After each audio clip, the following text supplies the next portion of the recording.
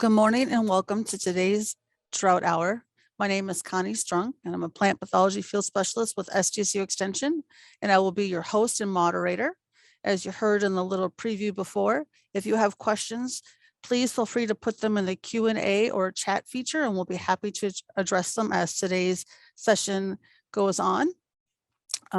With that, I'm going to go ahead and introduce our first speaker, be Laura Edwards. She is our state climatologist, and she will be talking to us, giving us an update about the drought and kind of what to expect for the month to come. Anyhow, Laura, I'm going to turn it over to you. All right, thank you, Connie, for the introduction.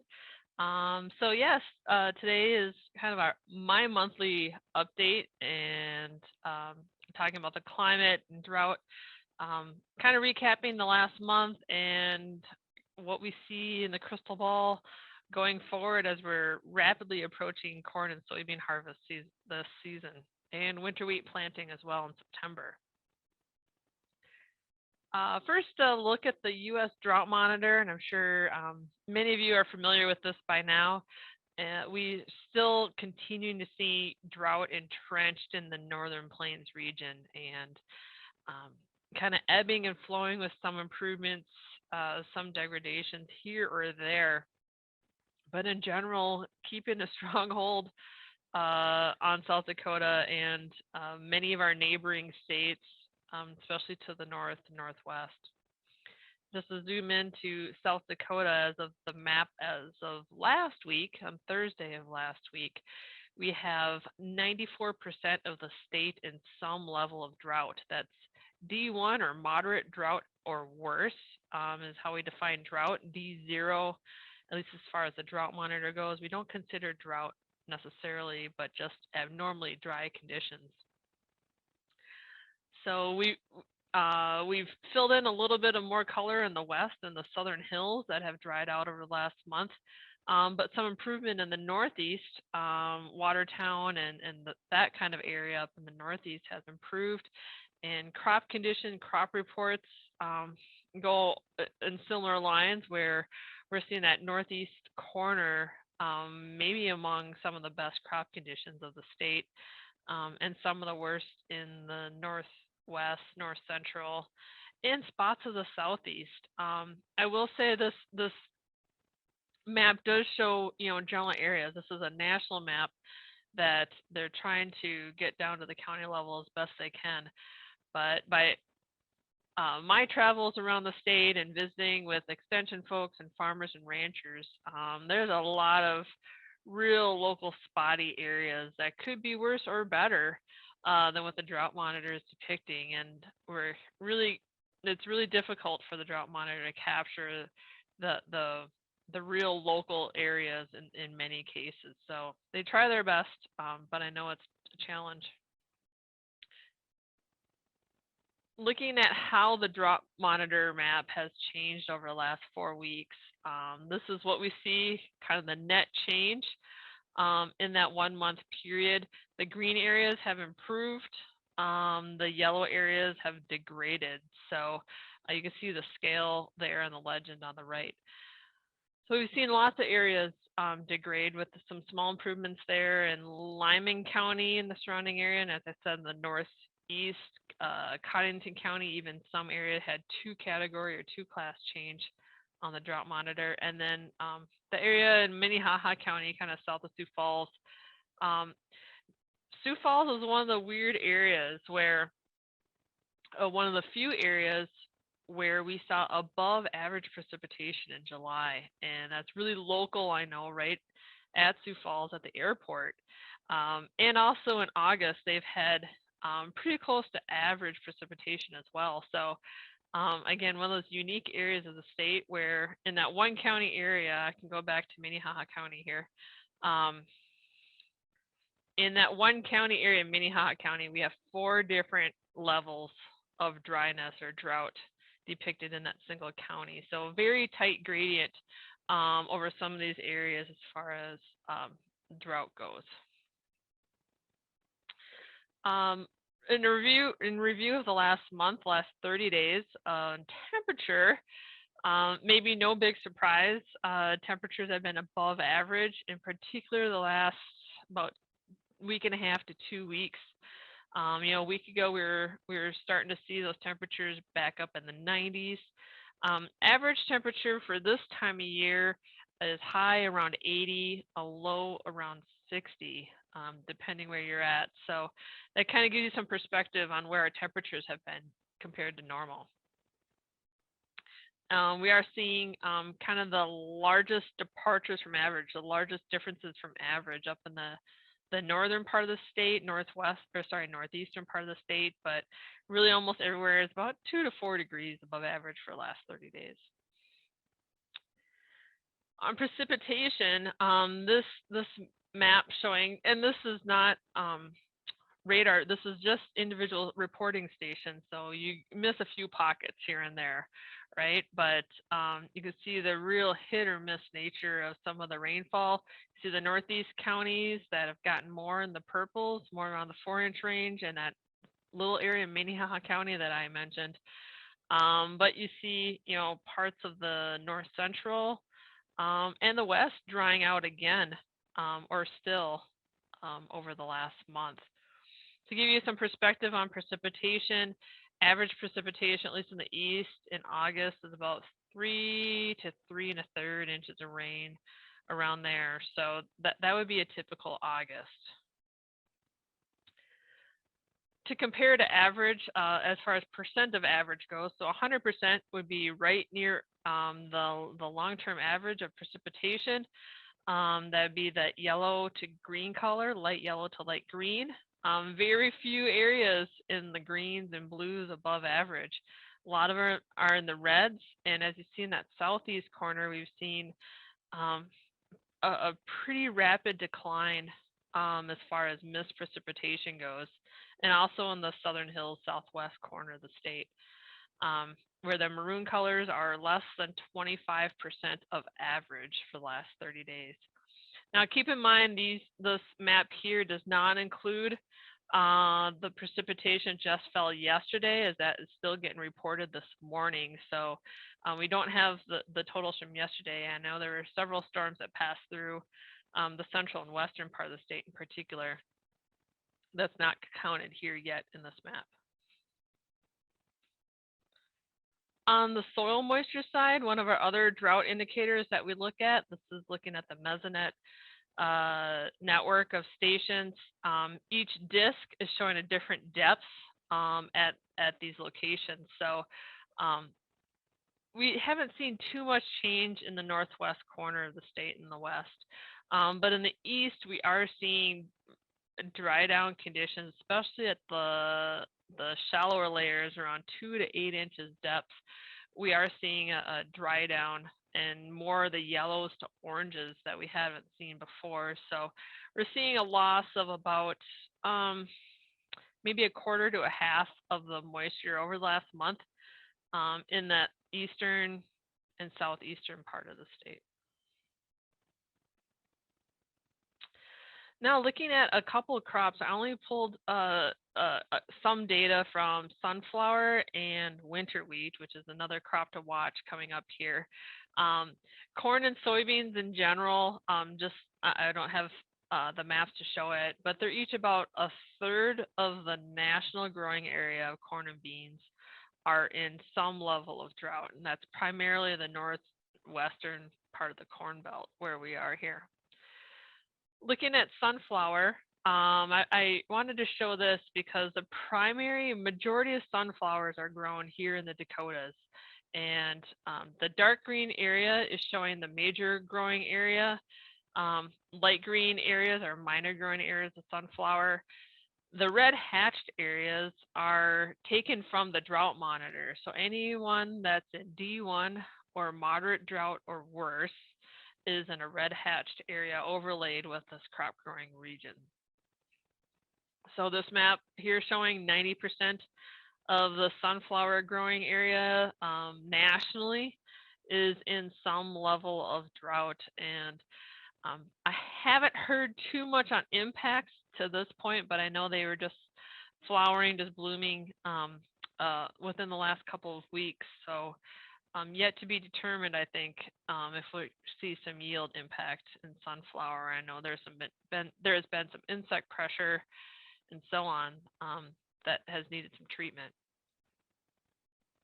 Not only is sunflower in drought, but deep in drought. It's not just a moderate level of drought. So this is looking at each state in order of production or contribution to national production. So South Dakota is #1 producer of sunflowers. They're in the far left.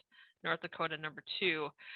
In both of those states, 100% of the sunflower growing areas in some level of drought. But if you look at the two Dakotas, about 95% or so is in really, really severe drought. So D3, D2, D3, even D4 with exceptional drought in North Dakota. So to give you a perspective on the drought, I maybe share this before with the Drought Monitor. So D4 is about maybe twice in a century severity. D3 is maybe 3 to 5 times per century kind of severity. So to give you some perspective on how extreme the drought levels are here. So again, very dry conditions out there in the sunflower growing region, and also corn and beans that we've seen this growing season.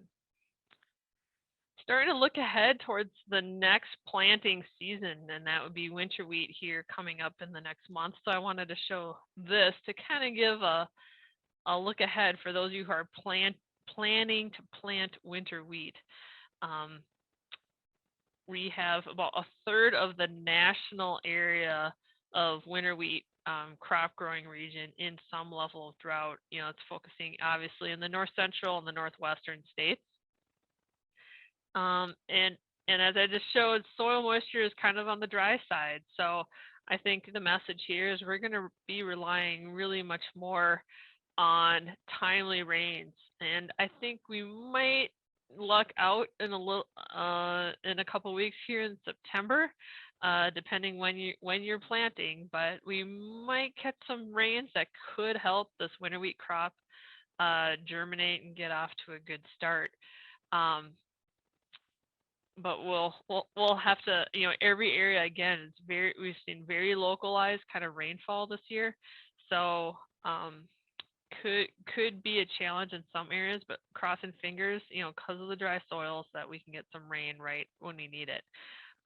For more information on winter wheat, I know Dr. John Kleinjan is holding a meeting in Draper on Thursday at the Draper winter wheat meeting. If anyone's interested in learning more about winter wheat and kind of the season up ahead.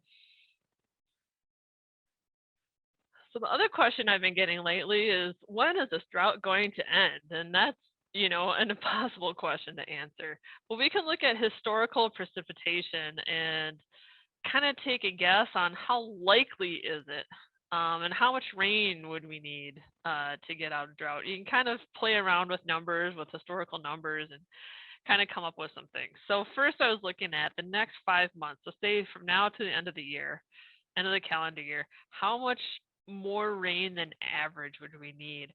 And so this is playing with numbers again at NOAA, National Center for Environmental Information. So you can see here, everything is orange and brown, right? But they define amelioration or improvement of drought to bring a Palmer Drought Index up to -2. To get out of drought, they say bring it up to -0.5. We're not going to talk about that. But just to significantly improve drought conditions in the next 5 months, we would need something on the order, depending where you are. The lighter oranges are about a third to about 100% of normal to improve drought. So possible. The northwest corner, something more like 125 to 150% of normal. So half again over the average for that time of year. Maybe more than that, closer to 175%. So we could maybe do it, but it's really hard this time of year. And this looks at the probability of getting to that.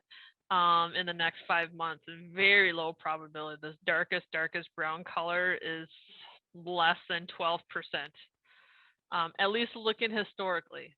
So keeping in mind that our long-term trends are wetter fall seasons. Our falls are generally getting wetter, but last fall we had a very dry season. Just looking at historical conditions, it's less than 12% probability to get out of drought by the end of the year. With the exception of the Black Hills region, maybe more like 50-50%, like 50-50 odds. And they're not as severe to start with either. So something to keep in mind. So when people ask me how long till the drought improves, I'm like, maybe not till the spring, unfortunately. You know, we're on the downhill slide. Our climatology is getting towards less and less rainfall.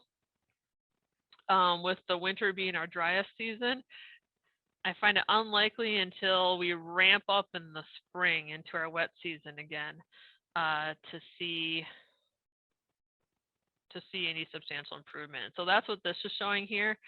Probability of improving drought significantly in 9 months' time. So that would bring us to next spring. That's when we start to see those probabilities really increase. And especially in the southwest corner and the south central, we see probabilities over 70% to see significant improvement.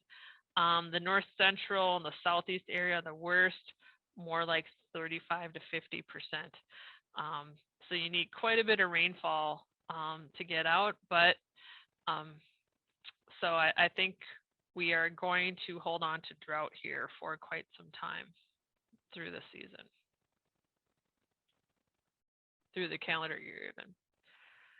So looking at just at least the near term, I'll talk about the next week or so and kind of step out through into the winter as we're starting to get our first hints at what winter climate might look like.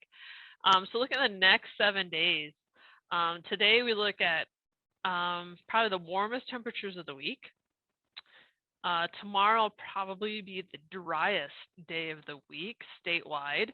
And then we see a lot of on and off chances of precipitation, 20, 30, 40%, even more some of those days, depending where you're at in the state. So we do see some chances of rain coming up here. So this is one model forecast for the total rainfall in the next 7 days. And so blues are about 1/2 inch to 1.5 inches. Purples, you're looking at 1.5 to 2 inches. So I wouldn't take this too literally here, but it might indicate which areas have more likely chances of precipitation than others. And again, we're going to see this kind of spread out throughout the week, not one single big event necessarily in the next 7 days, which is good for replenishing our soil moisture. We'll have cooler temperatures as well, more seasonal for this time of year. And again, like I said, highs typically around 80, lows around 60. So looking at the temperature forecast, we're pretty close to there. For the next week, maybe a smidge warmer in some areas, some of those days.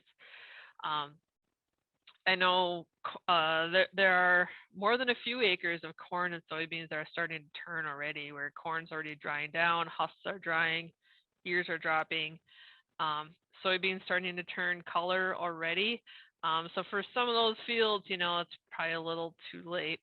But hopefully others, if it's still green out there, hopefully can hold yield of what we have left, of what we have out there, and kind of stop the bleeding in a way with this rainfall and these cooler temperatures that we're seeing.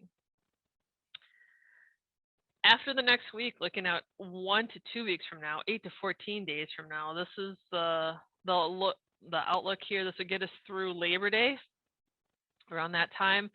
So the north part of the state slightly favored towards wetter conditions, and I think again that's kind of holding on to this more active pattern that we're seeing the next week that could carry into the second week from now. And temperatures not necessarily warmer or cooler than average at all. So again, a bit of reprieve from the extreme heat that we've seen last week. For September overall, this is the outlook that was published on Thursday. This is where we were looking at the models last week. So the southeast corner of the state, a lot of uncertainty there, and through that lower Missouri River Valley, like kind of what the climate conditions might be. But for much of the west and north, odds leaning towards drier than average. That's the left-hand map, and slightly favoring towards warmer than average. So again, like I said, the early part of September doesn't really look to lean warmer or cooler at all necessarily, but later in the month does look like warmer than average temperatures could return. So looking at oh, I put August or October. This is really September through November. And here now we do see more of the region with odds slightly leaning towards drier than average through the plain states here, and odds leaning towards warmer than average. That's on the right. So when we're looking at harvest ahead of us, I think, you know, everything's maturing early.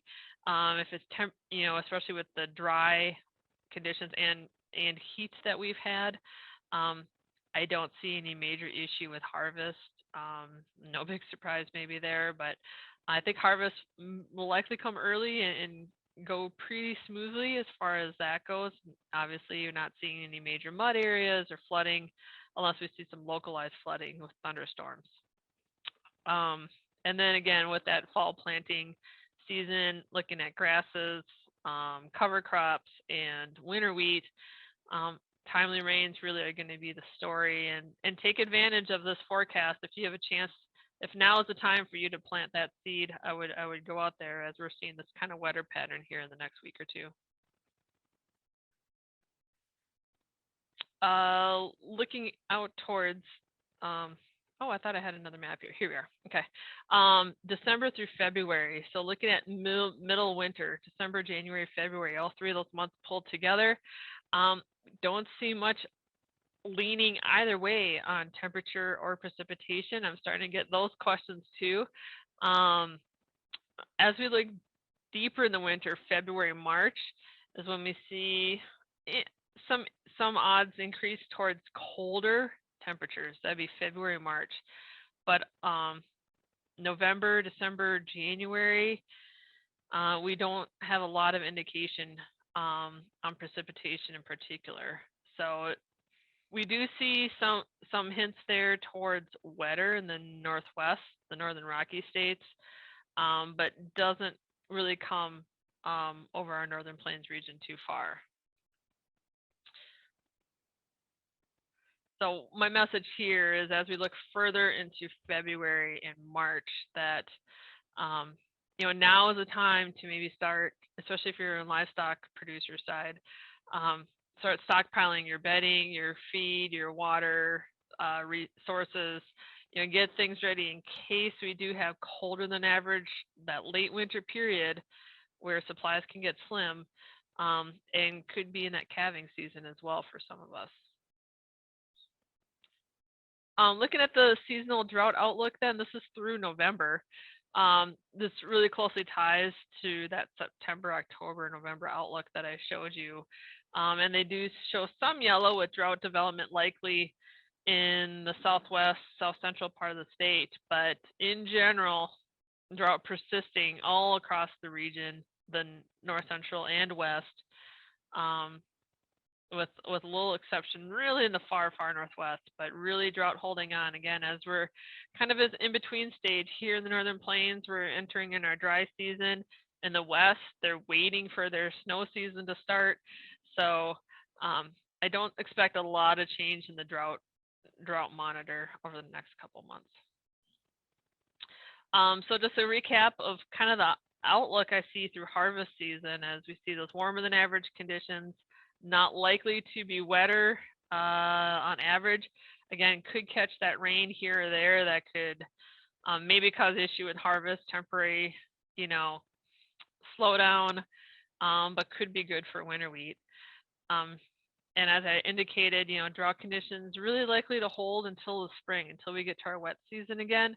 and plan. Now is time maybe to plan ahead for a potentially colder winter. Rather be safe than sorry, as I know a lot of prices on things are pretty high right now. So better to stay ahead of it if we can. Start getting your management plan in order for a winter season ahead of us. With that, that's all I have to share with you today. Thanks for listening, and I'll take any questions if there are. Connie, I'll hand it off to you. Were there any questions for Laura?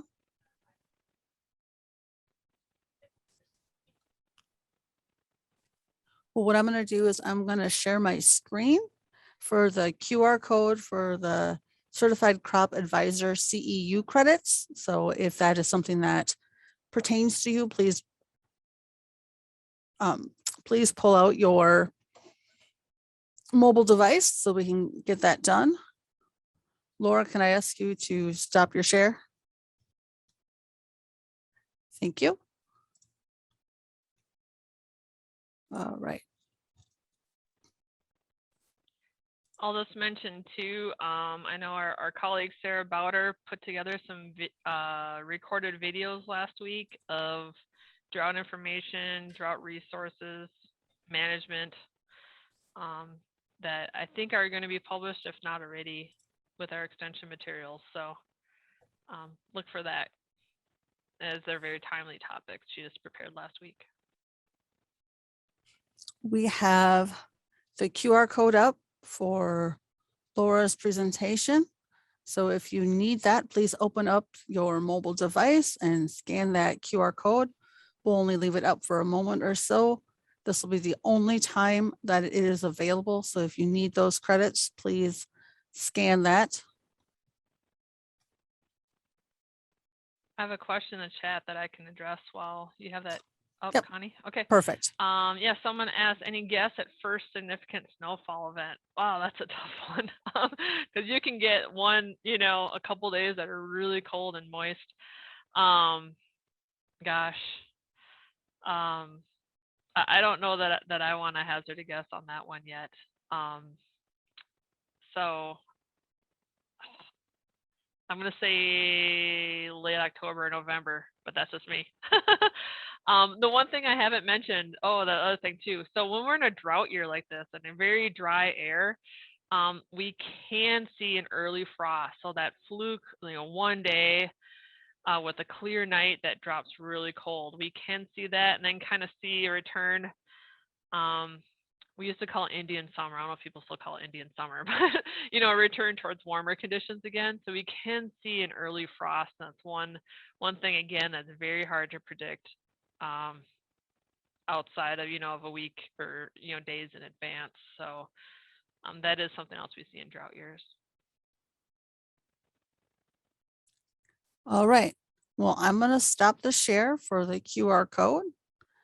If you have questions, keep them coming for Laura in that chat and QA feature. At this time, I'm going to introduce Jack Davis. He is our crops marketing field specialist with SDSU Extension, and he will be our next speaker today. And he's going to talk about a look at some August prices and kind of where he speculates a few things are to come. So with that, I'm going to turn it over to you, Jack. Okay.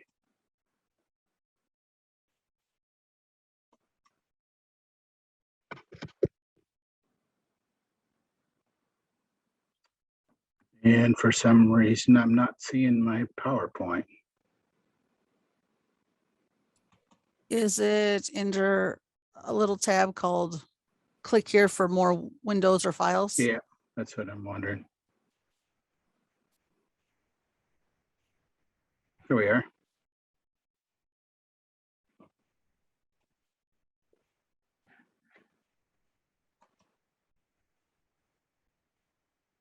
Now, is that showing up correctly yet? Or there we go. Okay. Yep, looks good. So we're just going to go through a little bit on crop and price outlook. It's probably all kind of up, but it'll really depend on as we get into harvest. I think one thing in a drought situation, we just end up with so much unknown, and everybody comes with their estimate, including the USDA estimates, which I had pretty good faith in this time in what I've seen from South Dakota's estimate. And we'll get into that as we go through here. And then, of course, you have the private industries like Informa and Pro Farmer or Farm Futures that'll do theirs to best guesses. And as we get going, NASA or USDA will actually start to get in fields and do field measurements, and they do the most of it. So it's probably our best guess that our estimate that comes out. But we'll see. I would say basis will probably stay fairly strong in South Dakota. I don't think we have any real strong production areas that are going to overwhelm or set records, and still quite a bit of demand for livestock feed and use in South Dakota. So I would expect our basis to stay fairly strong as it has through this year. So there's contact information for me, and fine to use my cell phone or email. Either way, that's fine. Just some pictures of some droughty corn, and this is that situation, I guess, that I was talking about. You're going to have zero here, but you take an ear like this that was in the same field that I walked in, and if the whole field was like that, you'd be pushing 180 plus. But you know, it's just what percentage of that field is going to be that way, or what percentage of a county or state is going to be like that. So that's what's yet to be determined. So just kind of comparing crop condition, and it's, I think, as Laura said, we're probably advanced. We're probably going to end up into an early harvest. I would think things would be dried down decent to harvest. And silage will probably be a little bit early.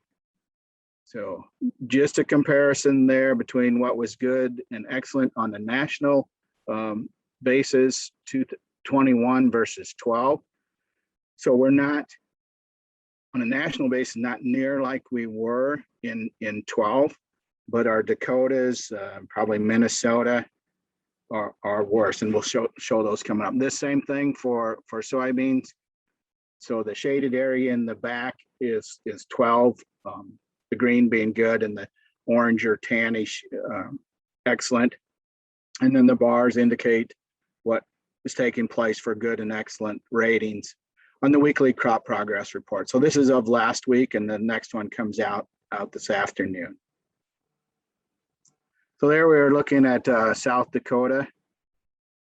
Yeah, and we're worse, and have been all year. Just been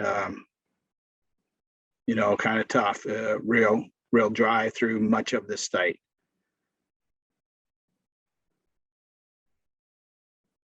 And then also looking at soybeans. So it'd be interesting to hear what you guys, if people have been in field and see what they're seeing for soybeans. Just wanted to show some things. Like I said, we had the USDA report this last, well, it was out on the 12th, so we're almost 2 weeks out from it. So I'm not covering a lot of that, but on a world basis, we're not down for world ending stocks like we were in 12. And again, we're using more, but we're not near in that tight situation on a world basis. I just wanted to bring that to attention. If we're wondering, well, gosh, prices should be like they were in 12 or 13. Well, on a world basis, we still have quite a bit of product out there, will be at the end. So just wanted to share that. And then here's US any stocks. And, on the United States level, yeah, we are right back in that 2010, 11, and kind of that 12 area. And it would not take much for us to drop down to that 12. Right now, I think we're at 1,000, little over 1 billion bushel carry out and 2012 was at 821. So just doing some math, I'm just going to talk through some numbers here. So if we would basically, to get to that level, we'd need to use up or not harvest 183 million bushel. And all that would take would be dropping the national yield a little over 2 bushel, harvesting the same amount of acres and dropping the national yield about 2 bushel. Now, right now, some of the private industry saying we're having a better yield than what was out in the August report. So we'll wait and see. But gosh, it wouldn't take much to tip it either way. So just wanted to bring that to your attention. And here's just the total supply and price.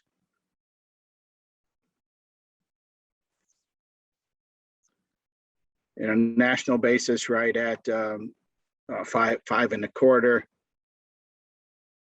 And again, we would probably still have on a national basis a decent yield. It won't be like a 2012. We're just not quite wide enough spread with the drought.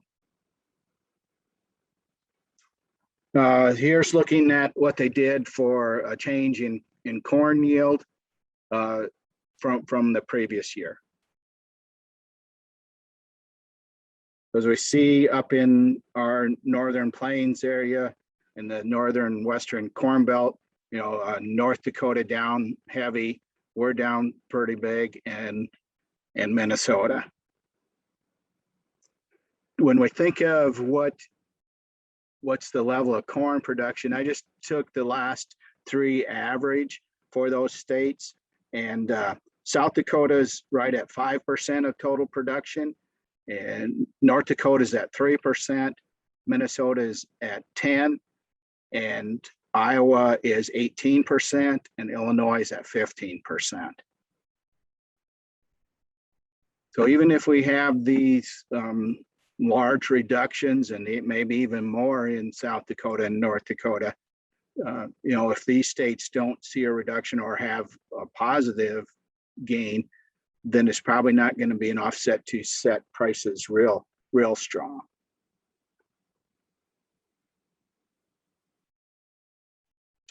As you all know out there, Pasture just been real tough. And comparing it here to 212, we started off probably in worse condition. This time I'm showing what's poor and very poor. So poor being the green here, and the brown or orangish being very poor. And the red for the 2012, and the black for very poor. So really tough on Pasture. It's going to be tough, decision-making time as we come into fall and they're weaning calves, and what do we have for inventories? What are we going to carry over? Those are things that guys will have to want to weigh and determine what they're going to do. Just wanted to highlight, maybe the cost of taking silage off. And the one I have here that I listed, this was, if I remember right at a little over 100 bushel corn. So that the main thing I take away here was, boy, our cost of our fertilizer is quite a bit higher than it has been in recent years. So, if we're not getting a decent yield on that silage, maybe we don't look at cutting it. So, and that's going to be an individual decision. But I just wanted to bring people aware of, it's going to cost quite a bit compared to what it has been in the past few years. Okay, I used on that one that was, I was right at 105 bushel. I estimated that at 12 tons. Said you were going to let it get a little bit drier, so you got 40% dry. used 5 1/4 for corn. Here's combining costs that you probably wouldn't have or would not have for sure, and fertilizer removal. So then just kind of comes down to selling the crop out of the field. So about $44 a wet ton on 100 bushel yield. You know, if it's yielding more, then you probably would have to pay more. And then just this calculator does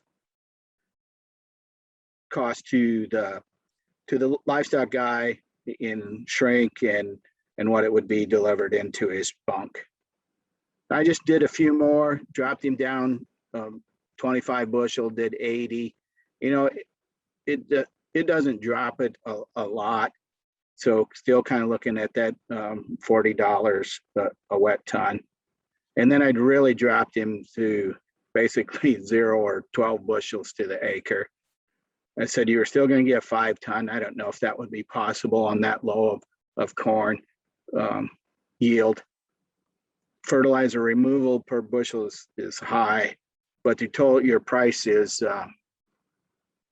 not, you know, it wouldn't cost much. But I think this is where you'd have to really think about, man, is that worth trying to cut that and chase that little bit of silage compared to what I might be off and better off leaving it and catching snow. The other thing is, on one of those short videos we talked with Dan Forgy, Dan and I talked, in if you have those bushel, maybe you look at doing earlage. You know, you'd have the stalks there to help catch snow, also maybe some grazing from that. So that might be an option versus just taking everything as a silage. So guys will want to look at that too. Oh, just did a graph of our annual hay prices in South Dakota and corn price. It's all hay, and that's on the left here in the green bars. And the line then is corn price. So our all hay, you know, not near as high yet. This is a little bit low because what I've got done there for the hay is the average since January, and a lot of it January, February, March, you know, there wasn't the demand. We had that nice open winter, which made for a lot of grazing, and not in a warm winter, not much hay use. So it averaged out to right at 120. Current price is probably 150, 160 plus for all hay. I did hear CRP hay was selling for, well, anywhere from 80 to 95, with some real poorer stuff around 55. I'm guessing that was really weighty or all just cattail and probably not very good bales.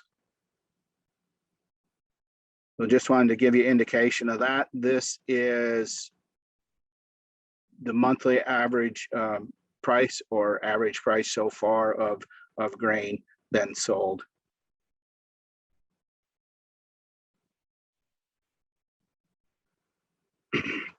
Yeah, so I did list the CRP hay on some auctions. 80 to 110 is what I've seen, and that's probably really just starting to come now because they were allowed to start harvesting much more of it as of August 1st. So probably just starting to hit auctions and get in its place where it is looking for a home.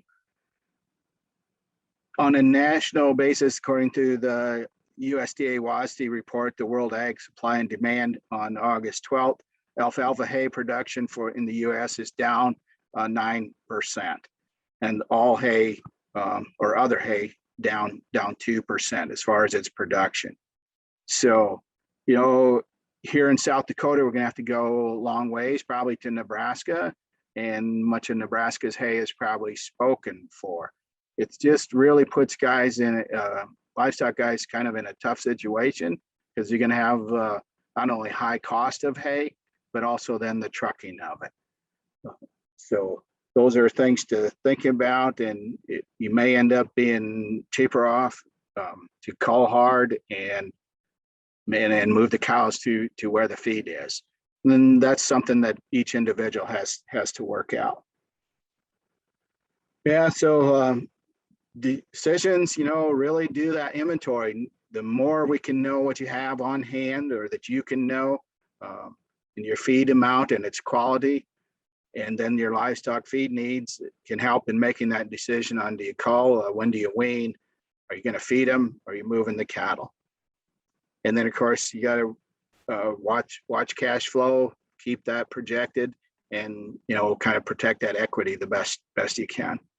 So it's really going to get kind of crunch time or hard decisions having to be made in those serious dry areas as we move into fall and through the winter. That's what I have. Probably went a little quick today, but that's what I have for today. And there's my contact information. Do we have any questions?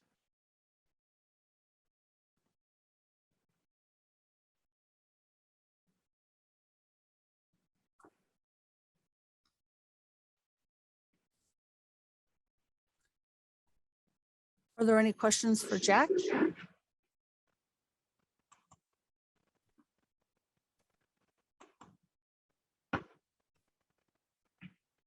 Well, I will show that QR code. So I'll ask Jack to stop his share. Yeah. There we go.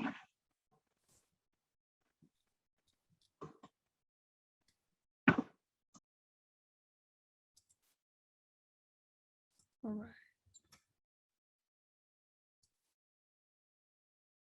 Just a little moment delay here.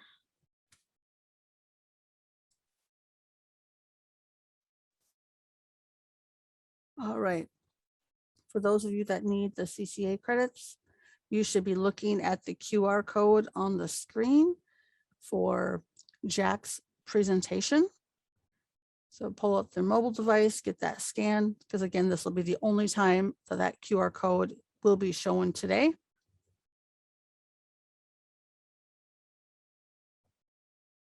And if you have any questions for Jack and or Laura, we would be more than happy to take them at this time. So go ahead and put them in that chat, the Q&A feature.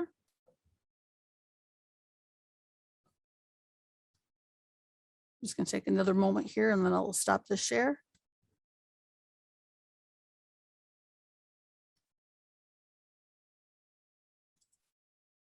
All right.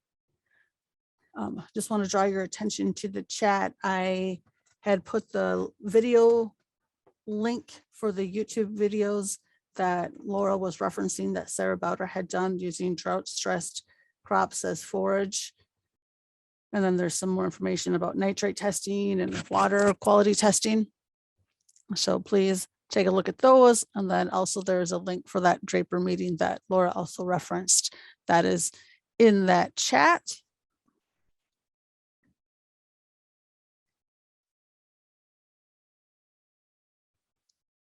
Any questions?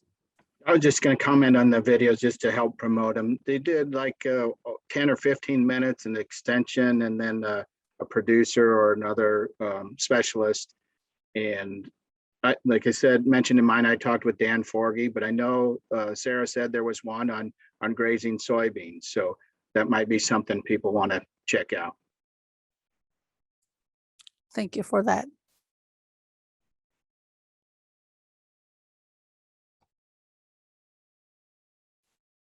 Any other comments, Laura or Jack, that you'd like to make? Okay. No. I'm just going to say we'll have drought hour again next week, looking at fence line weeding and looking at some nutrition aspects. So if you're able to join us, would encourage you to do that. Not seeing any questions, and I don't need to take all your time. So if there's no other questions, we can go ahead and say thank you for attending today's session and hope to see you next week.